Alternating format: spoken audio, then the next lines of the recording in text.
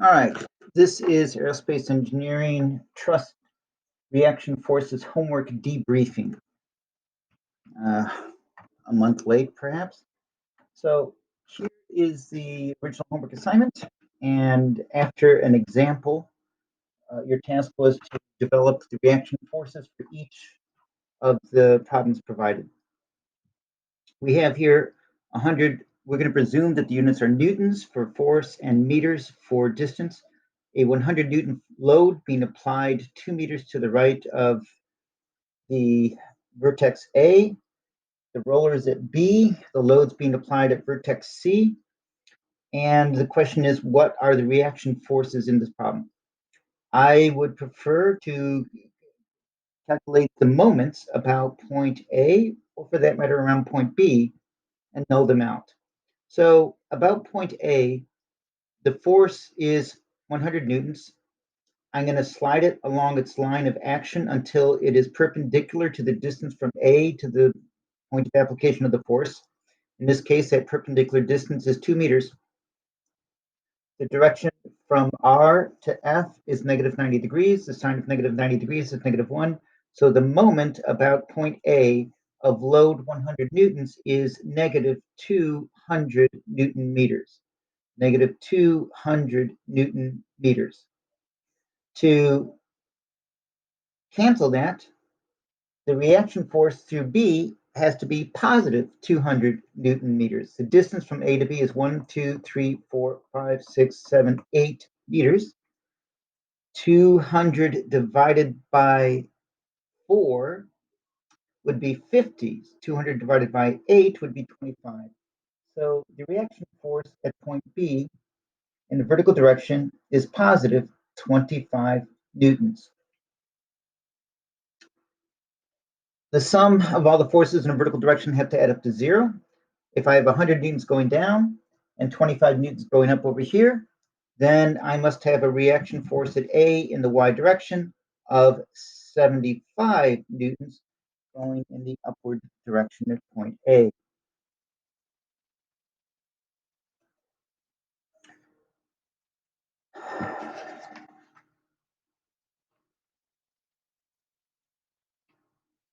Apparently that was the reaction, that was the example problem.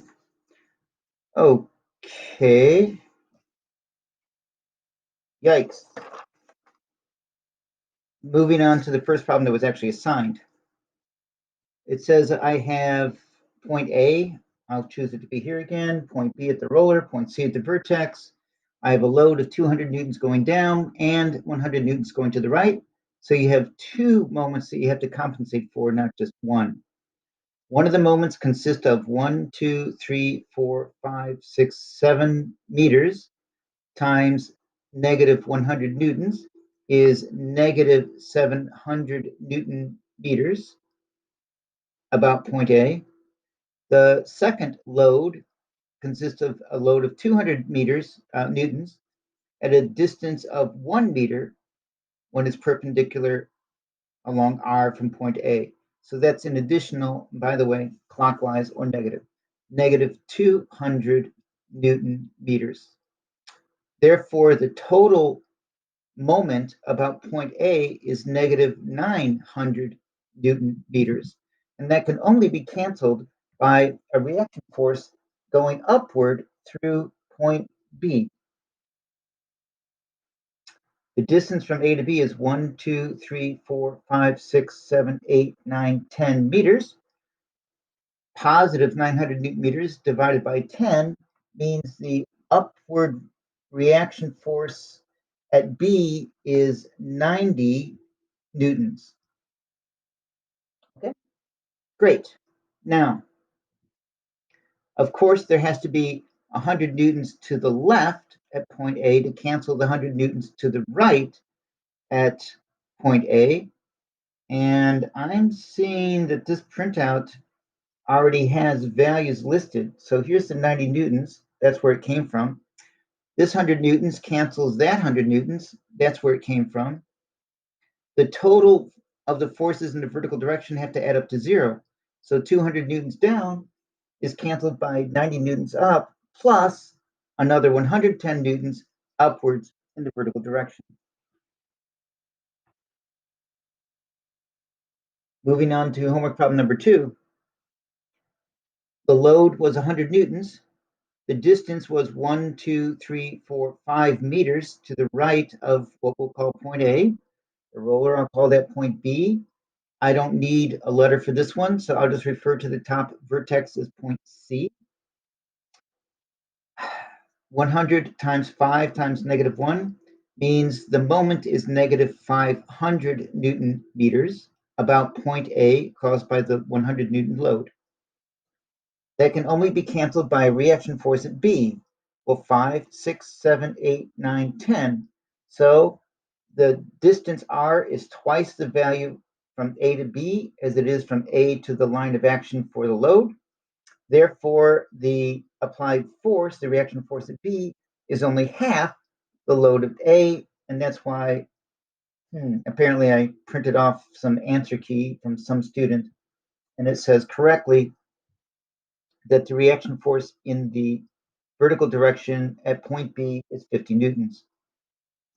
To cancel the sum of all the vertical forces and have them add up to 0, 100 newtons down, add to 50 newtons up, well, that means the reaction force at A in the vertical direction must also be 50 newtons, so that the sum of the reaction forces at A and B cancel the vertical downward loads at point C.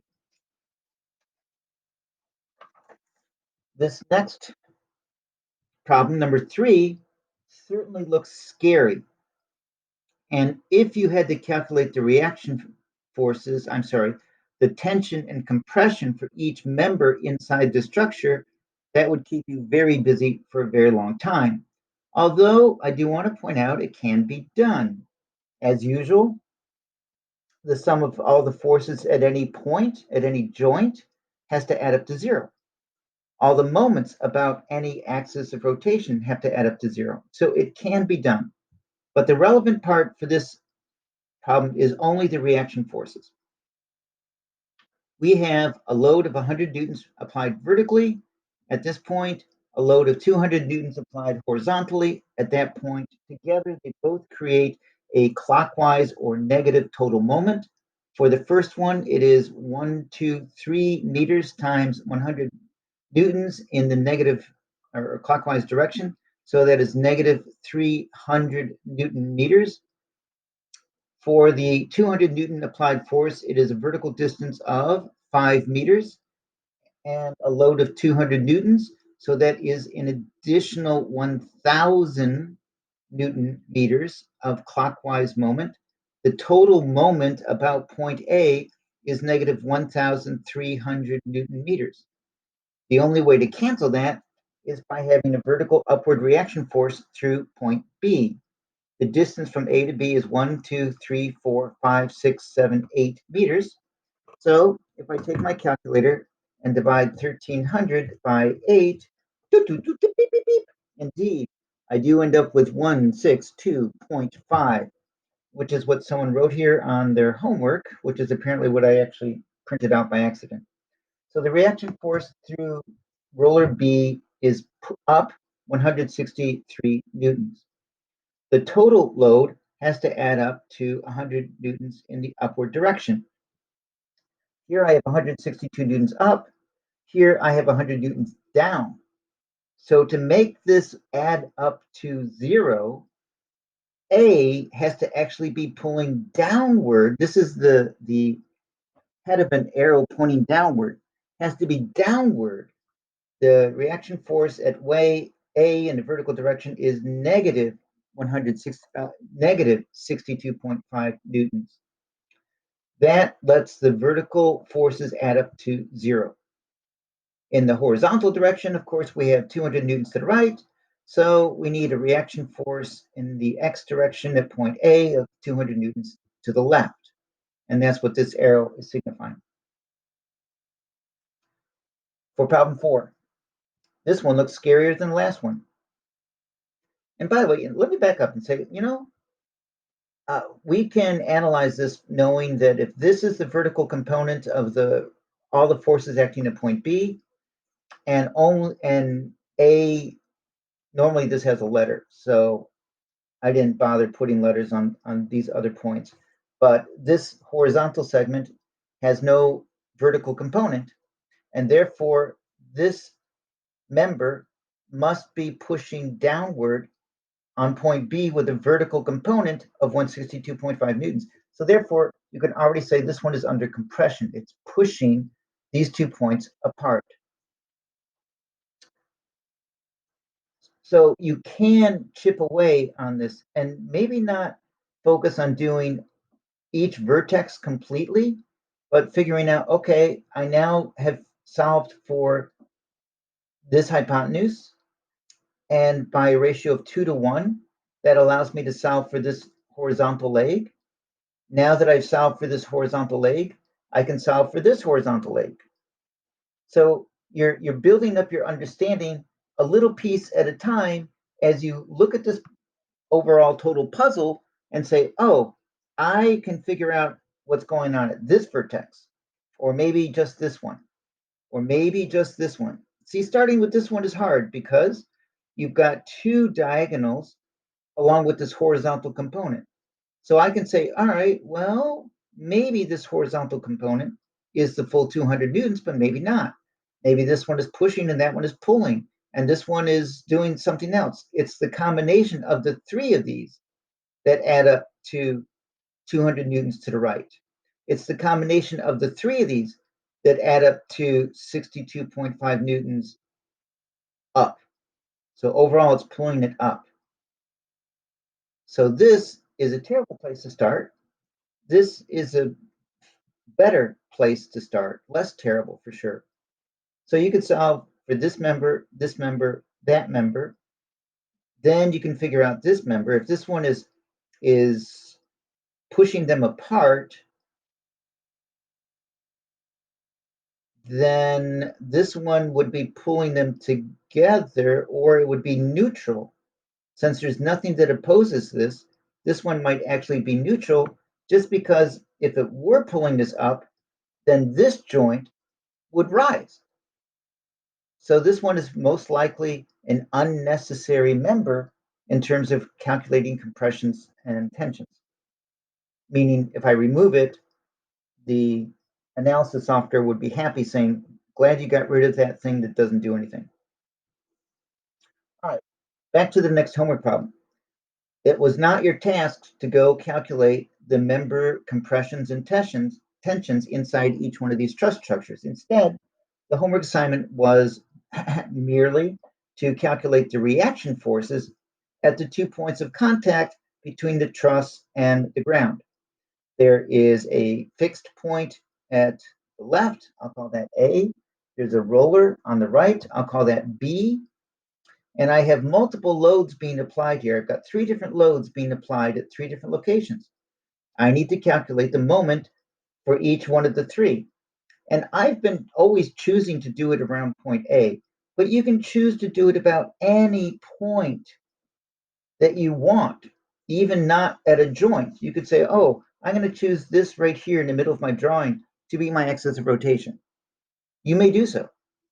Keep in mind that everything on that side in that direction would be a positive moment. Everything on this side in that direction would be a negative moment. And really, it's a question of relative to where you put your axis, what's going on. I'm not sure that's true, but it sounded good. I'm going to choose point A again. I see I'm 7 meters up, 100 newtons to the left, which is clockwise. So this is positive 700 Newton meters of moment about point A caused by the 100 Newton load at this location.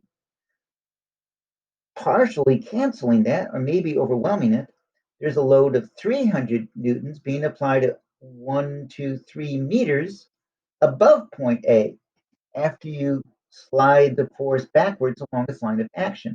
So this is a clockwise or negative moment of 300 newtons times 3 meters, which is negative 900 Newton meters. So already this one has overwhelmed that one. But wait, there's more. There's a load of 200 newtons being applied vertically way out here. which is 1, 2, 3, 4, 5, 6, 7 meters to the right of point A. So 7 times 200 in the clockwise direction is a negative 1400 Newton meters of moment about point A caused by the third of these three loads. Adding them together, you've got basically negative 1600 Newton meters, if I did that in my head correctly. Still seems right to me. Mm-hmm. And that can only be canceled by the magnitude of the reaction force through point B. The distance from A to B is 1, 2, 3, 4, 5, 6, 7, 8 meters. So if I divide 1,600 by 8, no doubt, and make it positive, you realize, oh, this person got it correct. The vertical reaction force through B is indeed positive 200 newtons. The sum of all the forces in the vertical direction have to add up to 0. So this 200 newtons up is canceled by that 200 newtons down. And interestingly enough, that means there is no vertical reaction force through point A. It's just touching the pivot point here. It's not pushing down into it. It's not pulling up on it. It's just touching it. In fact, theoretically, if I were to remove it, this structure would be balanced on point B. Of course, point B being a roller, I wouldn't try this at home. So let's reattach this and calculate. So what is the net force in the horizontal direction? Well, I've got 300 newtons to the right, canceled partially by 100 newtons to the left.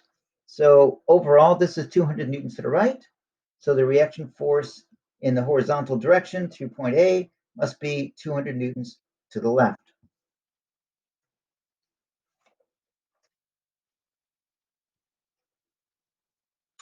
I see here's one more, another scary one. And let me back up again because I like backing up. Again, here at point A, instead of B, I would start. If I had to calculate the tensions and compressions inside the structure, I would look at this and say, too scary because I've got two diagonals coming in. Here, less scary because I know this horizontal force has no vertical component to it, this member. So this member provides all of the vertical force going through A. And we said that, well, the reaction force through A is 0 newtons. So this member must have 0 component in the vertical direction. And that's the diagonal. Or actually, that's the vertical component of the diagonal. Well, if the vertical component to the diagonal is 0, then the diagonal must also be neutral. N for neutral, C for compression, N for neutral, T for tension. Meaning, in principle, this member could be removed and the truss structure would not change in its function. Strange but true. That leaves this member. Well, if the anchor is pulling this thing 200 newtons to the left, then this one must be under tension, pulling it 200 newtons to the right. So it's pulling inward. And if this one is pulling to the right, then this one in combination with that one together are pulling at 200 newtons. I said to the right. If this member is pulling this joint to the left by 200 newtons, then the horizontal component of this member added to this member, together, these two are pulling this joint to the right horizontally with a force of 200 newtons. That doesn't mean it's all here. That means the horizontal component of this guy added to that guy together add up to 200. And by the way, Since this one is pulling to the right, we believe, and even that is not a given. I mean, this could be pushing down and to the left. We don't know yet. What we can say is that the vertical component of this guy is canceled by the vertical component of that guy. So if this guy is under compression, pushing him down, then this guy must be under tension, pulling him up. If this vertical guy is under compression, pushing him down, then this guy must be under tension with a vertical component pulling him up that cancels that one. So this is a complex exercise to do. I don't normally assign complex trusses like this one for students to go in and calculate the tension compression for each member that makes it up. Okay, let's finish this off with the last truss that was assigned. Already you can see the answer key someone turned in, and I just want to confirm it. I've got 200 newtons down at 1 meter to the right. That makes this negative 200 Newton meters of moment about point A, point B. Meanwhile, I have 100 newtons at 1, 2, 3, 4 meters up from point A. So that's an additional negative 400 Newton meters of moment about point A. Together, that is negative 600 Newton meters of moment. And did I miss any of the moments? I'm taking a moment to look for moments. Nope. A moment later, I decide, all right, so this negative 600 Newton meters of moment about